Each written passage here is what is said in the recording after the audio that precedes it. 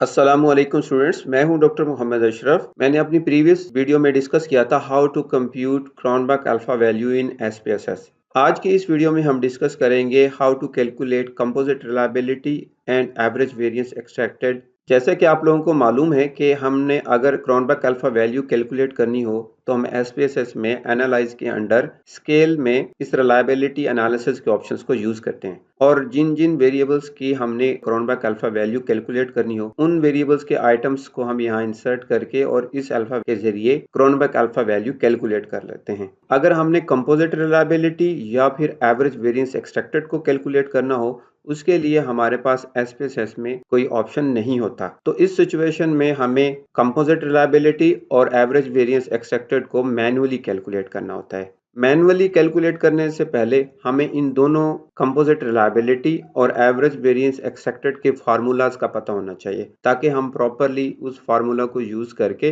Composite reliability और average variance expected को compute कर सकें। तो मैं सबसे पहले इन दोनों फार्मूलाज को डिस्कस कर लेता हूं और फिर हम लर्न करते हैं कि कैसे हम कंपोजिट रिलायबिलिटी और एवरेज वेरिएंस एक्सपेक्टेड को कैलकुलेट करें। मैं अपनी एक्सेल की शीट ओपन करता हूं। जैसे कि आप देख रहे हैं यहाँ पे हमारे पास फर्स्ट फार्मूला कंपोजिट रिलायबिलिटी का है। यहाँ पे CR से मुराद कंपोजिट रिलायबिलिटी, और आप देख सकते हैं कि इस फॉर्मूले में लैम्डा यूज हुआ है और अगर हमें लैम्डा की वैल्यूज का पता है तो फिर हम इस फॉर्मूले को यूज करके कंपोजिट रिलायबिलिटी कैलकुलेट कर सकते हैं। इसी तरह अगर आप नीचे देखें तो हमारे पास यहाँ एवरेज वेरिएंस एक्सट्रैक्टेड का फार्मूला है, इसमें भी लैम्डा यूज हुआ है। तो इसका मतलब ये है कि अगर लैम्डा की वैल्यूज का पता हो तो हम एवरेज वेरिएंस एक्सट्रैक्टेड भी कंप्यूट कर सकते हैं। तो अब सवाल ये है कि लैम्डा से क्या मुराद है। लैम्डा से मुराद बेसिकली हमारे पर्टिकुलर वेरिएबल्स की आइटम्स की फैक्टर लोडिंग की वैल्यूज है। मींस एक वेरिएबल है लेट्स से इन्वायरमेंटल नॉलेज, उस इन्वायरमेंटल नॉलेज को मेजर करने के लिए हमने 7 आइटम्स लिए थे। उन 7 आइटम्स की जो फैक्टर लोडिंग्स होंगी उनको हम लैम्डा से डिनोट कर। तो अब आप लोगों को अंडरस्टैंडिंग होगी कि अगर हमने कंपोजिट रिलायबिलिटी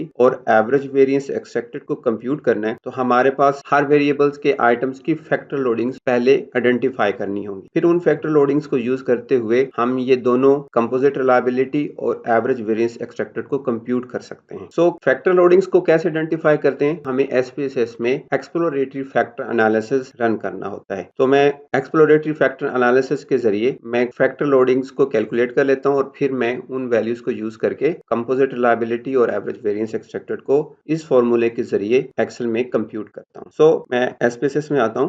एसपीएसएस में हमारे पास एनालाइज में यहाँ पे डिमेंशन रिडक्शन में एक ऑप्शन है फैक्टर में, इस पे क्लिक करता हूँ तो मेरे पास फैक्टर एनालिसिस ये डायलॉग बॉक्स ओपन होता है। अब मैं अपने वेरिएबल्स के तमाम आइटम्स को सिलेक्ट करके यहाँ पे इंसर्ट करता हूँ। राइट साइड में मेरे पास यहाँ पे कुछ ऑप्शंस हैं, मैं उनमें एक्सट्रैक्शन के इस ऑप्शंस को यूज करता हूँ। आप देख सकते हैं यहाँ पे ये वाला ऑप्शन हमें चेक करना होता है बेस्ड ऑन ईगन वैल्यू। सो ये ऑप्शन बाय डिफॉल्ट चेक होता है, तो मैं इसे कंटिन्यू करता हूँ। रोटेशन के टैब में हमारे पास रोटेशन से रिलेटेड कुछ ऑप्शंस हैं, तो मैं वेरीमैक्स के इस ऑप्शन को यूज करता हूँ। और ऑप्शन में मेरे पास यहाँ पे कोफिशिएंट डिस्प्ले फॉर्मेट में ये एक सेकंड ऑप्शन है सप्रेस स्मॉल कोफिशिएंट, मैं इस ऑप्शन पे टिक करता हूँ और यहाँ पे 0.5 लिख देता हूँ। मींस के रोटेशन मैट्रिक्स टेबल में तमाम फैक्टर लोडिंग वैल्यूज 0.5 से जो लेस हैं वो हाइड हो जाएं और टेबल सप्रेस हो जाए। तो मैं कंटिन्यू पे टिक करता हूँ और मैं ओके पे क्लिक करता हूँ। आप देख सकते हैं कि फैक्टर एनालिसिस के टेबल्स क्रिएट हो चुके हैं और अब मैं अपना रोटेटेड मैट्रिक्स वाला टेबल फाइंड आउट करता हूँ। आप देख सकते हैं कि ये रोटेटेड मैट्रिक्स का टेबल है।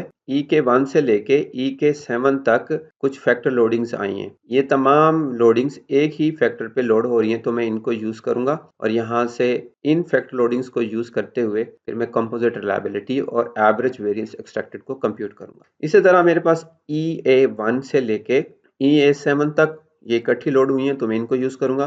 EC1 से लेके EC7 तक आप देख सकते हैं कि यहाँ पे थोड़ा सा प्रॉब्लम है। अब ये क्योंकि EC की वैल्यूज EA के साथ लोड हो रही है तो लिहाजा मैं इनको कंसीडर नहीं करूंगा। और मैं EC6 और EC7 को देखूं तो ये GCVP के साथ लोड हो रही हैं, इनको भी यूज नहीं करूंगा, इनको भी नहीं करूंगा, इनको मैं बहरहाल यूज कर सकता हूँ।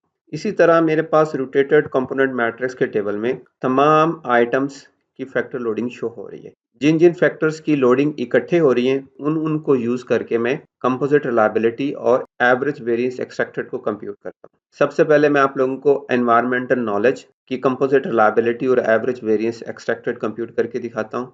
तो उसके लिए मैं पहले इस टेबल को एक्टिव कर लेता हूँ।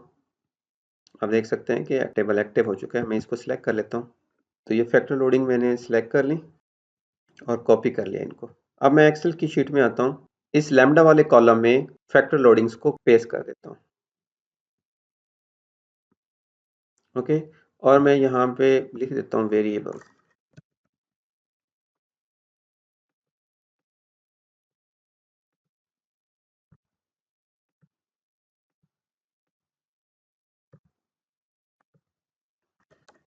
Environmental knowledge.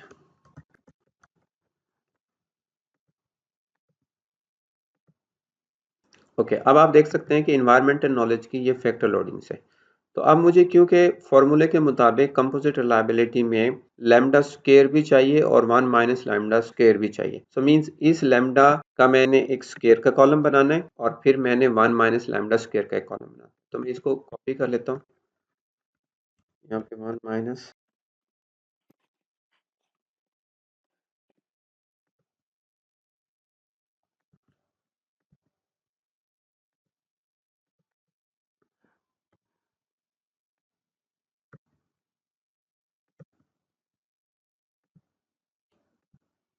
ओके, अब आप देख सकते हैं कि मेरे पास यहाँ पे 3 कॉलम्स हैं। पहले कॉलम में इन्वायरमेंटल नॉलेज की फैक्टर लोडिंग है, दूसरे कॉलम में मैं इन्वायरमेंटल नॉलेज की फैक्टर लोडिंग का स्क्वायर लूंगा और तीसरे कॉलम में 1 minus lambda square value calculate करूंगा।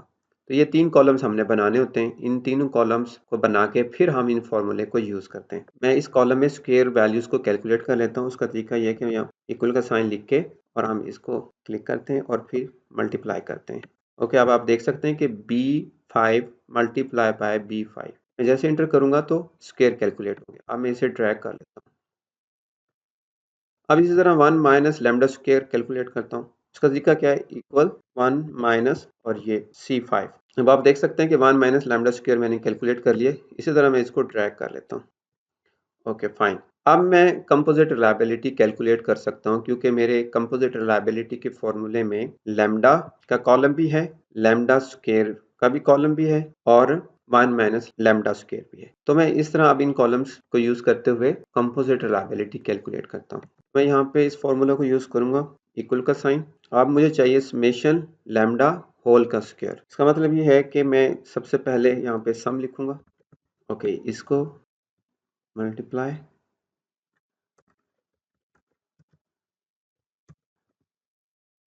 अगेन इसी को, क्योंकि मुझे स्क्वायर चाहिए, और फिर मैं डिवाइड करूंगा छोटी कोसी। यहाँ पे थोड़ी सी मिस्टेक होगी, मैं इसको 11 कर लेता हूँ। ओके, आप देख सकते हैं। अब डिवाइड करने के बाद छोटी कोसी, उसके बाद मुझे चाहिए अगेन वही चीज़ जो मैंने यहाँ पे की है। तो मैं सिंपली इसको कॉपी कर सकता हूँ। ओके, और यहाँ पे पेस्ट कर देता हूँ। अब आप देख सकते हैं आगे प्लस का साइन है, तो अब मैं यहाँ पे प्लस लिखता हूँ और आगे आप देख सकते हैं कि समेशन 1 माइनस लैम्डा स्क्वायर ये चाहिए मुझे। तो अब मुझे क्या करना होगा कि यहाँ पे इसका समेशन ऐड करना होगा, ये 1 माइनस लैम्डा स्क्वायर। तो मैं इसको सिलेक्ट कर लेता हूँ और मैं इसको फिर क्लोज कर देता हूँ छोटी कोशिश से। अब मैं इंटर प्रेस करता हूँ। अब आप देख सकते हैं कि कंपोजिट रिलायबिलिटी कैलकुलेट होगी। इस फार्मूले के मुताबिक मैंने कंपोजिट रिलायबिलिटी कैलकुलेट कर ली है। ओके, अब मैं एवरेज वेरिएंस एक्सपेक्टेड को कैलकुलेट करता हूँ। इसी तरह इक्वल का साइन। अब आप देख सकते हैं कि मुझे यहाँ पे चाहिए समेशन लैम्डा स्क्वायर। हमारे पास ये लैम्डा स्क्वायर का कॉलम है, ये वाला। तो मैं अब सबसे पहले इस लैम्डा स्क्वायर के कॉलम को समेशन करता हूँ और फिर n से मुराद नंबर ऑफ आइटम्स है। आप देख सकते हैं कि नंबर ऑफ आइटम्स 7 है। तो मैं फिर इसके समेशन को 7 से डिवाइड करूंगा। मैं करता हूँ summation some divided by 7। Okay, आप देख सकते हैं कि मैंने कंपोजिट रिलायबिलिटी और एवरेज वेरिएंस एक्सपेक्टेड को कंप्यूट कर लिया है। इसी तरह हम अपने बाकी तमाम वेरिएबल्स के आइटम्स की फैक्टर लोडिंग को यूज करते हुए कंपोजिट रिलायबिलिटी और एवरेज वेरिएंस एक्सपेक्टेड को कंप्यूट कर सकते हैं।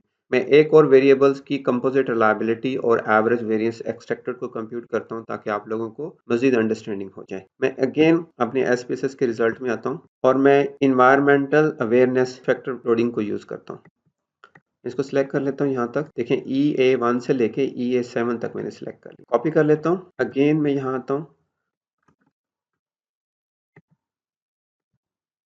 और अब मैं यहाँ पे इसे लिख लेता हूँ इन्वायरमेंटल अवेयरनेस। मर्ज करता हूँ। ओके, और इसी तरह इसकी सेटिंग कर लेता हूँ।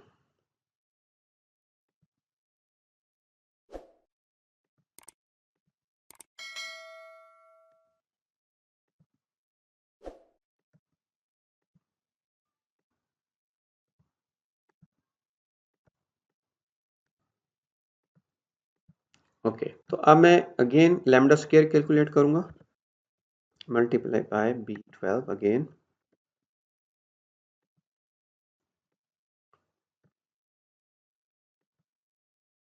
ओके, आप देख सकते हैं कि ये कैलकुलेट हो गए 1 माइनस C12 ऑटोमेटिकली कैलकुलेट हो गई। तो मैं इसको ट्रैक कर लेता हूँ। अब मैं अगेन कंपोजिट रिलायबिलिटी के लिए यही वाला फार्मूला यूज करूंगा। तो मैं यहाँ पे इक्वल का साइन लिखता हूँ। मुझे चाहिए समेशन लैम्डा का स्क्वायर। तो ये लैम्डा है, इस लैम्डा को पहले मैं स्क्वायर करूंगा। तो इसके लिए क्या तरीकेकार है, आप देख सकते हैं कि लैम्डा में मेरे पास इन्वायरमेंटल अवेयरनेस के ये फैक्टर लोडिंग है। तो इस फार्मूले के मुताबिक सबसे पहले मैंने लैम्डा को जमा करना है, इन सब वैल्यूज को जमा करता हूँ, फिर उसको स्क्वायर लेता हूँ। उसका तरीकाकार ये कि सम, और मैं इन तमाम वैल्यूज को जमा कर लिया क्योंकि मुझे स्क्वायर चाहिए। अगेन दोबारा फिर इसी से मल्टीप्लाई करूंगा, सम।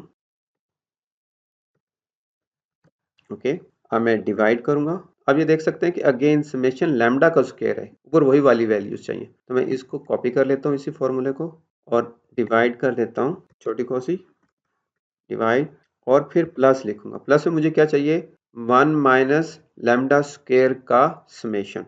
तो 1 माइनस लैम्डा स्क्वायर का समेशन अब ये हमारे पास है। तो मैं यहाँ पे लिखता हूँ सम, और मैं इसको समेशन यहाँ तक कर, और अब मैं एंटर प्रेस करता हूँ।